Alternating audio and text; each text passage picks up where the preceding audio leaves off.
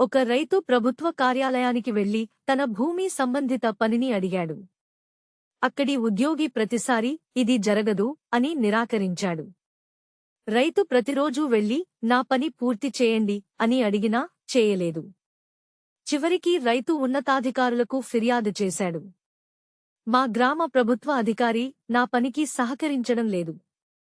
ఉన్నతాధికారి రైతు సమస్యను అంగీకరించి ఒకరోజు రైతు ఇంటికి వచ్చి గ్రామ ప్రజలను అడిగాడు.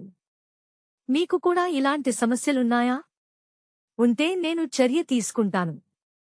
అప్పుడు గ్రామస్తులు తమ సమస్యలను చెప్పడం ప్రారంభించారు.